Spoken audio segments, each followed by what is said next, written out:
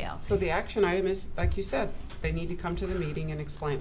So That's, I think if they have to go through the pain of facing 6 members of the Board of Finance and explaining why they're a part of the repeat of a comment that we're getting, maybe they'll pay better attention to it. I'm in agreement, so that's gonna be the action, right? That's one possible action. What would be the response Well, what's another one? if you say, Don't pay the bill. Yes. when- Well, No, we pay the bill. Yeah, you can't do But we that. have to You get a can't new do that to the invoice. vendor that We have to they pay the paid. invoice. I Yeah, know, You the get a vendor's gonna purchase get order, hosed then on you that. go- Yes. Go to the Right. vendor Yes. and Can't get do a new invoice Yes. for the corrected yes. Oh, okay. That should happen about once. date. Right. Right, I yeah. think that's gonna happen probably once. Mhm. And then it's gonna be like, okay, the rules do apply. I get it. As me, right? I mean, with me, with my military background and such, my answer would be no. I would just say no. But if you guys feel it's better to parade them in here when we have to pay them, when we have to pay them for their compensation for their time, to come in and explain why they didn't pay a gas bill that's $12.50 with a purchase order at a time, we can do that. I just think that that's Right. less effective. I would much rather just say, we have a new purchasing policy. The purchasing policy says we will not pay a purchase order until we will not pay an invoice until we have a purchase order. We will Okay. not accept an invoice for anything that doesn't have a corresponding purchase order. That's a better way to state it.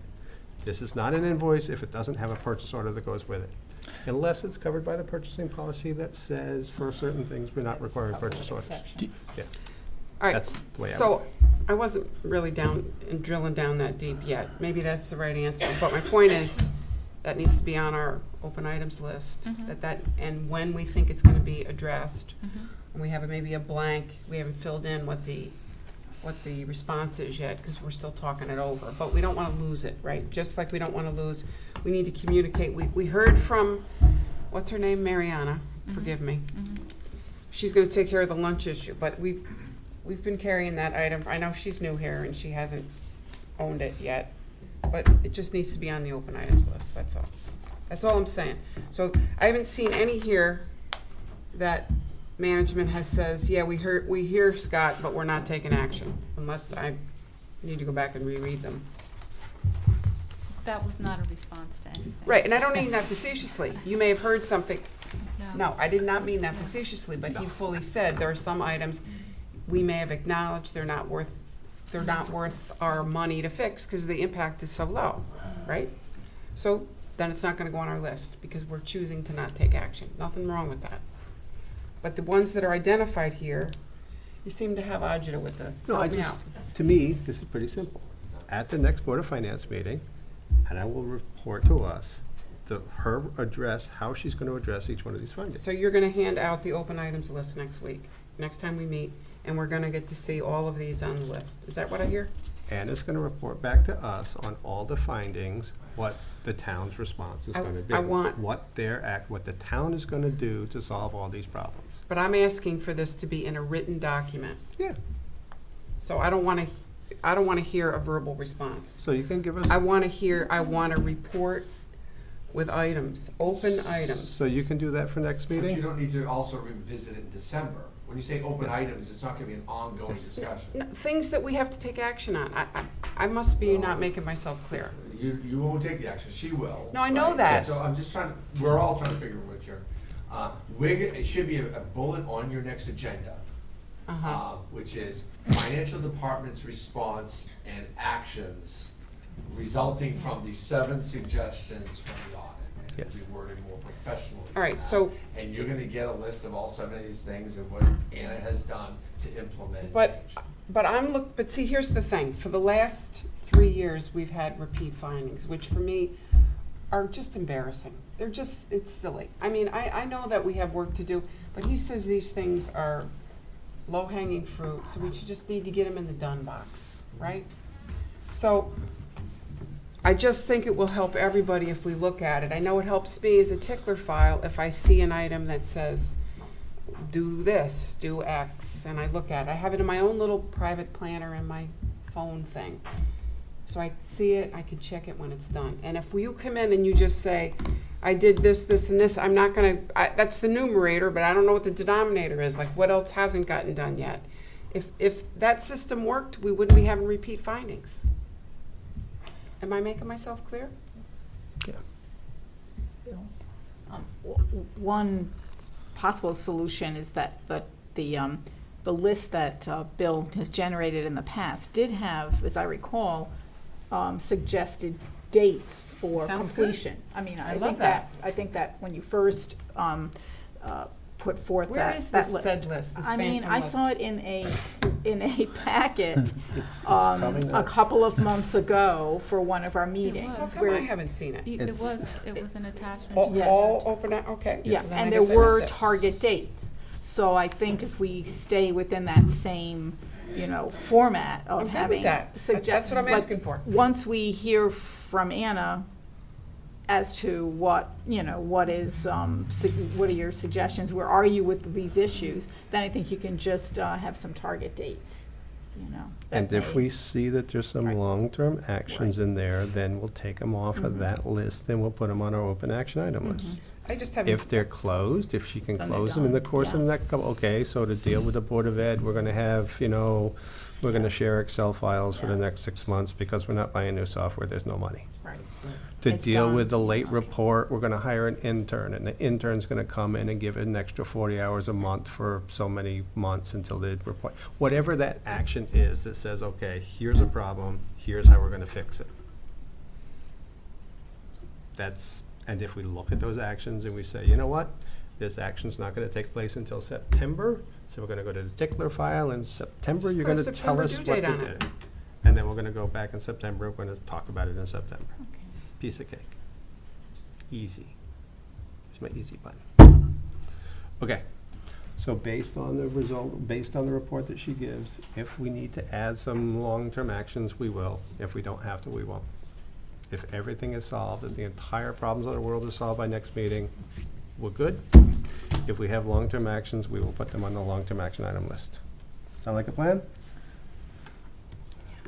Okay, I'll let you Sounds know good. after I see the plan. okay. I haven't seen it yet, so. Nope, it hasn't been published because it hasn't been created. Okay. Other questions about tonight's report? We have a very good financial system according to our auditors. It's very well maintained. That's good news. We have two major findings, one of which has already been resolved, so that's good.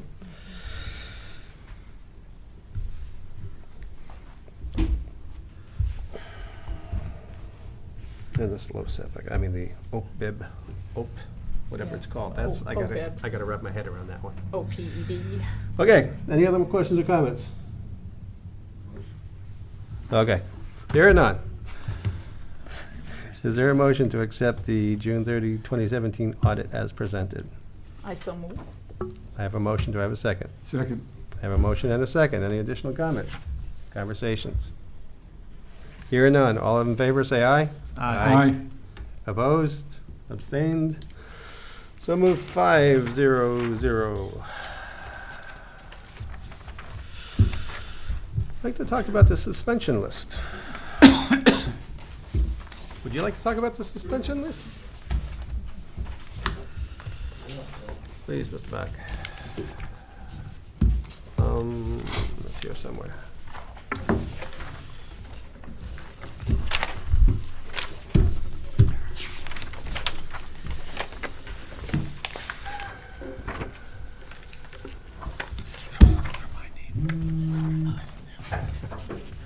Yes, the first thing we all did was see if our name was on it.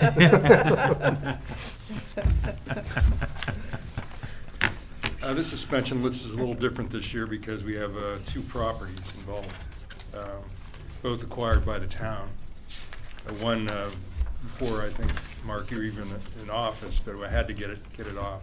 I think that was 238 Flanders. The second was a tax sale that nobody responded to, so the town ended up eating that property.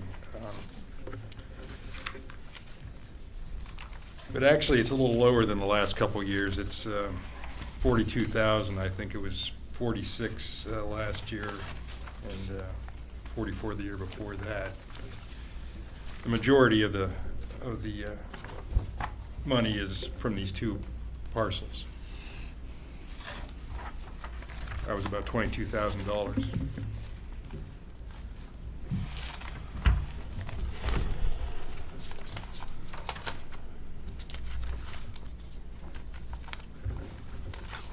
you have any questions? Any questions about our suspension list? I have one. Yes, John. These possibly uncollectible taxes going into the future, what's the possibility of collecting anything from this number? There's always a possibility. I mean, we have some good software to track people down, but of course, you're going to have a lot of bankruptcies in here. You have deceased without any kind of estate. But some of them we will get. It won't be much, but we will get some of them. You know, like I'm looking at the motor vehicles as an example. Yes. You move to another state. Right. And you just call the motor vehicles to that state and say, don't give them a new license or registration until they pay. I wish there was a system like that. I've been praying for one like that. But Well, and if you have others- any kind of rapport with other DMVs, Unfortunately, not in other states, no. no? Within the state, yes, but of course, not outside the state. Yeah, Unless they decide to come back, then we can nail them. yeah. And personal property, These are businesses that went defunct. so what happens to them? You try to sell them? I could give them to outsource them and see if they have any better luck than we've had. But, Yeah. some they just evaporate. Okay. Go ahead. Go ahead now. So this is gonna sound funny, but what do we do about the dead folks? There's really nothing to be done. I mean, if they have nothing in their estates, there's nothing we can So collect. how long do on. we carry them? Well, that's just it. I mean, That's this would their be, estates. we'd be taking them off now with the suspense list. We wouldn't be actively going after them. Oh, okay. I knew that. If they have an estate, can you attach the estate in a lien? Yeah, I mean, if they have anything at all, we can check with, Jeff's office and see if there's anything to be Yeah. done there. But is that what you normally do? Sometimes you- we do, yeah. But if we know that there's no point in going after them, then sometimes a relative may come forth and want to clear the name of their loved one, and they'll come in and pay. Yeah, I It bet does that happen. happens a lot. Well, occasionally it does. So our normal course of action, if there's somebody deceased, is to just accept the fact that we don't put a lien on their house, we don't go to Jeff's Oh, office? the lien never goes away. I mean, that stays. Okay. And the only times that it doesn't have an effect is these two instances when the town actually acquired the properties. The town doesn't want to pay the town, yeah. No. Okay. So what is the East, did you mention this already, the East Lyme real estate adjustment for 2082?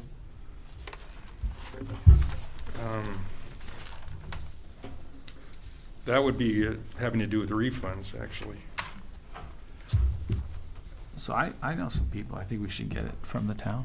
Sure, if you know of any, Or is that not the town of East Lyme? What is, I'm not following, on the page 1 of 4. It says Real East, estate adjustment. Real estate adjustment, $2,082. Oh, okay, these are the properties the town now owns. The real estate adjustment are for these two properties that we now own. oh, okay. And the properties are Main Street? Yeah, West Ridge Road, there's a property, it's a ledge, it's a solid piece of rock that nobody wants. And the other is 238 Flanders, I believe.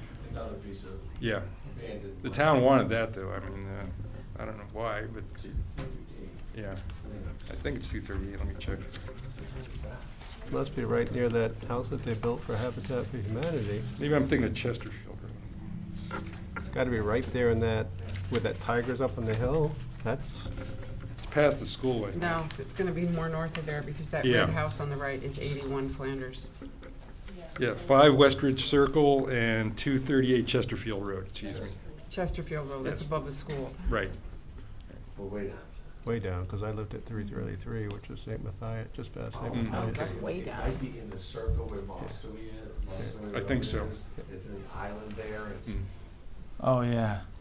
It might be where we realign Darrow's Ridge and we have some Yeah, money yeah, in yeah. Yep. there, Like a little maybe triangle. Buy some Yeah. to realign the Darrow's Ridge Road. Hmm. So we had to acquire the land. Plus there's a dam in there that I think we acquired.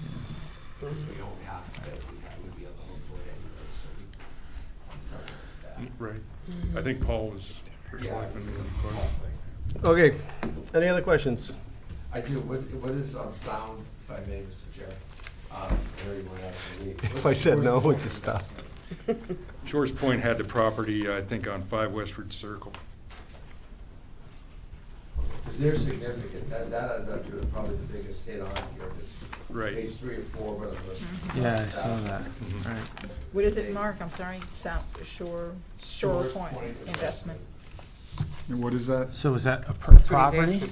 It was a piece of property on some road. 5 Westward 6, Circle. 8, 10, 12, 14, 16, 17, So 18. We tried to have a tax sale. It's and 18. Nobody even showed up, I don't think. Nobody put a This is the bid in. beginning. It's just a pile of land. Yeah, it's a rock, actually, it's a ledge. That's the ledge. Yeah, right. Okay. I do have a question, if I might, Bill. John, you broke down the percentages, motor vehicles, personal property, real estate. Yes. And so are you saying the majority of these amounts are from motor vehicle taxes, so 75%? Right. So, okay, because when I was just looking at the numbers that you wrote in that paragraph, I wasn't following that. It seemed like it was a lesser, unless it was just a typographical error. Could be a typo. Let's see. Are you Yeah. talking about the number of accounts, or are you talking about dollars? It's gotta be the number of accounts, because this Yeah. one property adds up to 18,042, which is Right. 50% of this whole thing Yeah. is Right. just in this one. It's like 22,000 for the 2 properties. Yeah, Okay, Yeah, that's the number of accounts. yeah. I think so you're with five account, There's okay. 138 accounts dealing with motor That's, vehicles. that's Yes, okay. 18,000 right there. All right. Okay. Any other questions? Here or none? Do I have a motion to accept? Move to approve this suspension list in the amount of $42,461.23. I have a motion, do I have a second? Second. I have a motion and a second. Any further discussion about our suspension list? Here or none, all in favor say aye. Aye. Opposed? Abstained? So moved, 500. All righty then. Thank you, sir. Thank you, Bill. I have a couple of documents here I need you to sign, just to acknowledge that we've done this. Okay. Okay? I'll sign it first. All right. Who wants to talk about health insurance? Yeah, I don't want to talk about health insurance. So, in your packets, there was, like a write-up of, the status of our fund, and then there was an attachment, in the fund to kind of help, explain it and help take a look at, what's going on. So, I think it makes sense to look at, the historical information first, or would you rather, well, I don't know. I've, on several occasions when we talk about concerns, I, have brought to your attention the health insurance fund, and perhaps written reports would have been, a written summary would have been better for you, but we have a lot of high claims, and the high claims have started to happen for us beginning in the fiscal year ending June 30th of 2015. In prior years, if you take a look, when we look at all of our claims, per member per month, our cost was about $467, and it was in the $400 range for several years. And beginning in 6/30 of 15, the per member per month cost went up to $624, and it's, now close to and over $700 per member per month.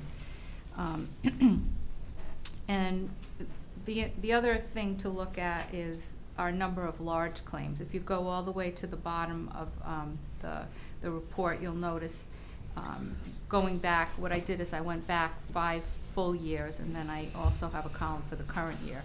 So in fiscal years ending 6/30/13 and 14, in those years we had 10 and 12 large claims, of which 4 of them exceeded the individual stop loss amount of $125,000. And then beginning in 15 and for each year thereafter, I mean, our large claims have totaled 19, and this year through the end of April, they're up to 20.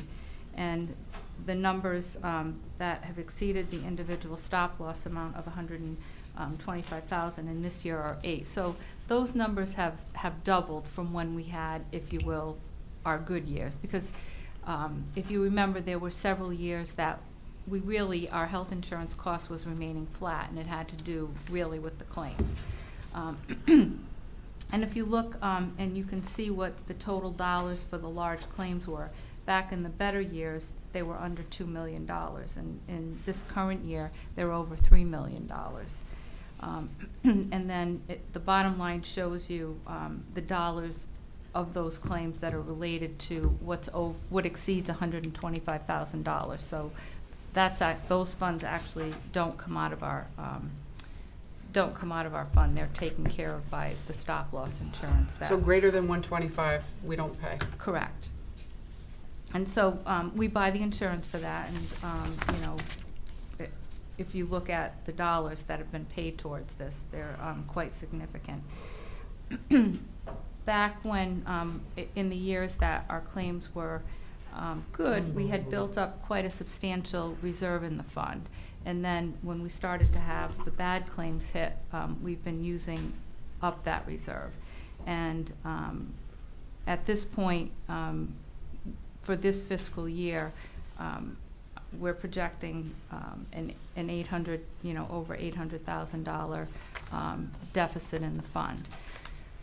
So when we really took note of this, we had discussions with our insurance consultant to see what we could do, what our plan would be going forward, if you will.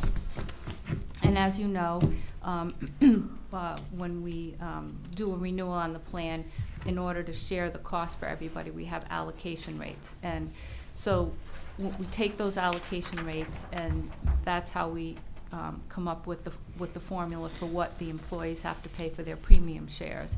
And so that contributes to the full estimated cost of the plan. And so what we thought was that the best way to evenly distribute the cost of the plan would be to do an increase to next year's renewal, so that it's evenly shared. That's the long and the short of it. Any explanation? Well, one of the things that I'll point out is all the Board of Ed employees, very few, are in the high deductible health plan, and it was like, a great way we thought that was going to save the plan money. Well, it would, but what the problem is the number of claims that we have on an individual basis that exceed $25,000. That's over what the high deductible portion that the members are paying, and it's just we just have a large number of them for whatever reason. Do we understand the nature of the claims, or this is 5 years and they've doubled. Is there any explanation? I don't mean to get into anybody's privacy issues, but any kind of trend that... It's the volume of the individual claims that exceed $25,000. It's just a high level for, whatever, the issues are. We can't characterize... That threshold number, if you say 25,000 5 years ago or 7 years ago and 25 now. Well, I know mean, it's going up. You so- know, so the cost, I had a hernia operation. Yeah, and it's going up. $20,000. I was in the hospital for 4 hours. She dropped me off. She went for a coffee, met a girlfriend, came back and picked me up. And really, I was home at noon. $20,000 for hernia repair. And everything's going up 15% a year, And so. everything is jumping. It's just it's a cost of Band-Aids, but it is an aging workforce. We do have that. And it's, you know, everyone's getting the more operations. You get your hip, instead of chewing down a Advil, you get your hip replaced. You know, some of these people are at that age where they're doing that. You know, we heard Scott. And at some point, we're recalibrating every year. We're making a guess. And when we made the guess in January, we started developing this budget, and then recalced somewhere in March, just before you got the budget. We still didn't think we'd be in the hole. We thought we'd be balancing off. Where they take a 12-month rolling It's a 12. trend. A 12-month rolling trend, so then, you know, we just had more months of the previous 12 months to take a look at relative to the upcoming plan year, if you will. But we have had greater expenditures than revenue since, on this whole chart. Every year we've been Yeah, behind. One of the things, though, one of the things that we have to book into these expenses is what the incurred but not reported. And so the numbers, like if you look on the second chart, IBNR claims, those claims, even though I've broken them out so that, you know, you can see what that number is, it's included in the total expenses. So, like, for example, 6/30/17, you know, we funded the plan with $8 million, and it shows our expenses at 8.7. But that's, that includes that 867,000 that we had to include in claims as of 6/30/17, but they weren't actually paid out at 6/30/17. So that number is always like inflated, if you will, to include the incurred but not reported Yeah, claims. but you get the benefit from the previous period, Mm-hmm. so.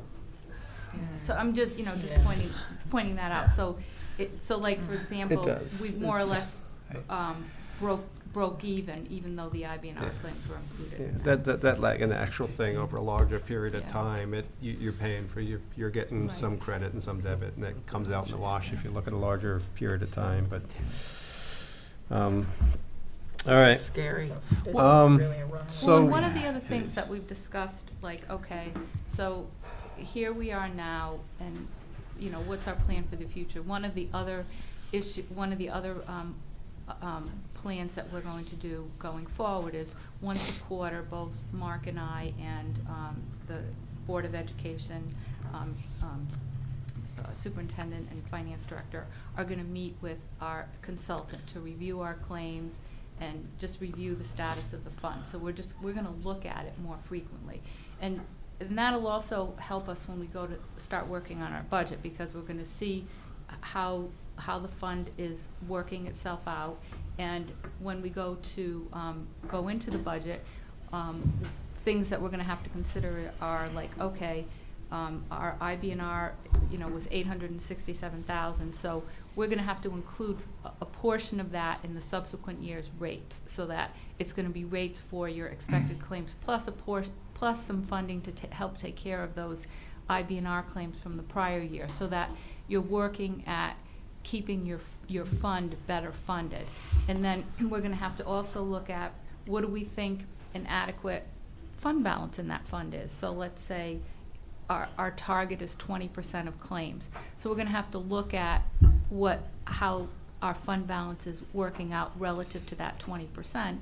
And if we're below that threshold, we're going to have to build that into the following year's rates as well. Are the rates going up this year? Oh, yeah. They are, so everybody knows they're going up. So what about that $125,000 threshold? Is there an advantage to lowering that to 100 or 75 so that our risk is lower? Or is the Possibly. cost Is Well, I there think- well, I mean, there is a cost trade there somewhere. Okay, so here's, if you want, there is a cost trade, and so if you wanna look at it, how is a large claim defined? A claim gets put into the category of large claim once it's at that 50% mark. So once a claim hits $62,500, it's put in, it's put into the large claim pool. So in this year, we have 20 of those claims, and through April, 8 of them were over that $125,000, amount. So that's kind of how you have to. So it feels look to at it. me, just ignorant guy that I am, Mhm. that once you hit $50,000 per individual, then it's pretty likely you're gonna get that hockey stick. So would it make sense to lower that threshold so that we have a lower risk? And maybe that means the premiums go way up, and that means maybe the town. I'll specifically ask that question, because the one question I have asked is if it would make sense for us to get aggregate stop loss, and, currently, when we do the analysis, it doesn't make sense for that. Yeah. But I can Yeah. inquire as to, the decrease in that threshold. This year, we had 20 claims, as you see at the bottom of the last chart, Yeah. that went over 62.5, but under over 62.5 period. Only 8 of them went above 125.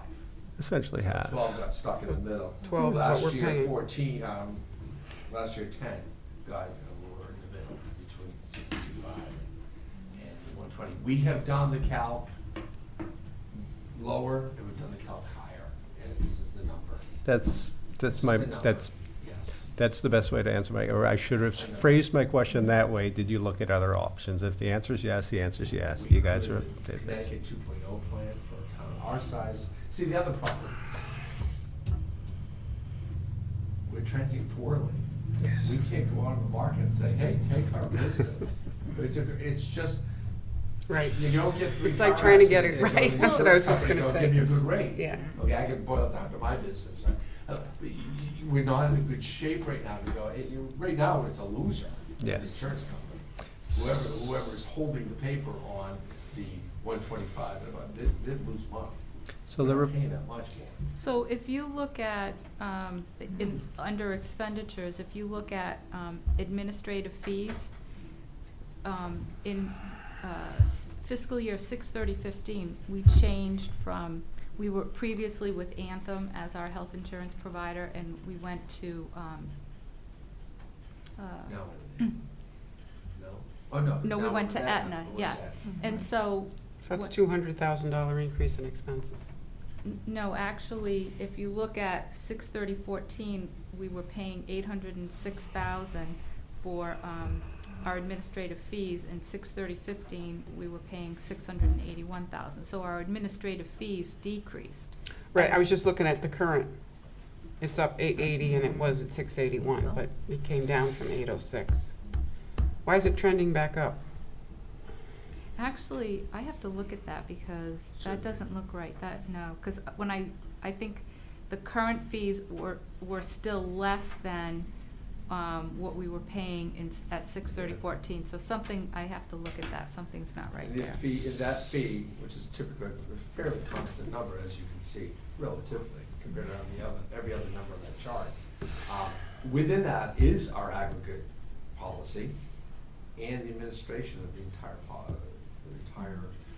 plan for all employees, all the paperwork going back and forth and all that. so it's clear to me that you're actively been managing this, and I don't think that is where my point was, or where my point would like to go anyway. The report that you showed me in your office that had the monthly, is that appropriate for you to share with us every month? I would be, yeah, I can do that. The only sure. reason why, that doesn't fix anything, that just lets us know we're getting hit in the face a little sooner. Right. It does, I mean, it's realistically, it's not the kind of thing that you can change and turn a dial every month, but at least lets us know, because there are some $800,000 months and some $500,000 months, and Right. it's spiky. I get it. Did we not used to offer dental insurance? Is that why we don't have any historical data here for? Because okay, so let me explain. So, through 6/30/14, our provider was Anthem, and it was for both dental and health. And then we changed in 6/30/15, to Aetna for health, and we stayed with Anthem with dental. But I only started in last fiscal year, 6/30/17, to break out the administrative fees for dental and health. So in the previous years, when they were, like, through 6/30/14, it was all Anthem. And then even in 15 and 16, when we had the both carriers, I was just booking all the administrative fees to one account, and I said, you know what, I need to break this out. We need to look at it separately. And so, that's the reason, for the history. that What way. happened in 15 that caused the big spike in expenses? Well, it's the number of large claims. So if But- you look, So but the number of large claims isn't any different really than 2016. But if you look at the expenditures in 15, 10 million. It was 7.5 million the year before, and the following year down to 8.8. There's a big spike It's the in, year we that's, switched. well, no, but that's also the year that we had the first spike, 6/30/15. And because we went from, 10, 12 large claims to 19. So there was, Mhm. an increase in the number Oh. of large claims. okay. And that was the year that people knew that the policy would change, and so maybe they were doing some things that they, It took us 1 year. So in other words, we really wanted to start with Aetna 6/30/14 because we had, done the RFP going into this, the 13-14 fiscal year. It took us 1 year of negotiating with all of the unions, the town and the board unions. We had several meetings. The unions hired consultants to challenge us, and so, Sure. and then, once we made the conversion, we still continued to hold the meetings.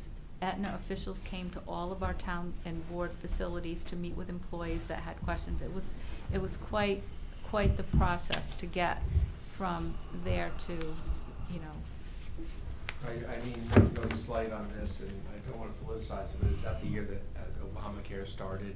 Is that we implemented all the extra coverages and I don't things that were remember. covered that weren't before, and that they could carry over I don't remember. prior illnesses that usually weren't covered and brought people over and stuff. I don't know either, but I don't know. there's a huge spike in that year. Do you wanna have the consultant come to one of their meetings and, go over that, or? Maybe as we get through the summer, we can have Brown and Brown come in just to talk about it, but it's, like you said, it's on paper, here it is. but to have some kind of, whether or not it's them coming in and giving us the speech, or at least to give us a kind of if they give you some kind of summary letter saying, here's what you've done well in the past, and here's some suggestions for things to go forward. Something in paper that's, in writing that we can look at and, say, okay, so just like our other auditor says, we're doing a great job, keep up the good work. Here's a couple of actions that we can fix. If we got something like that from the insurance consultant saying, yeah, you guys are doing a great job, and life sucks, deal with it. What'd you say IBNR stood for? Something not reported, Incurred, but but not reported, thanks. So basically What we what call happens lagging is those actuals. claims run out within the first 30 to 60 days of the new fiscal year. Then your provider puts together a report for you and gives you what that IBNR number is. Okay, thanks. Okay. What this does, obviously, this whole is put a dent into, what we're proposing for next year, and that's like the next item Yes. on your agenda. It segues nicely, but you pick up this difference and not going to the fund balance, that's not the way to do it. With the state giving us some money back than we were guessing, way to bail out of this. So do we have any other questions on the health insurance issues that before us?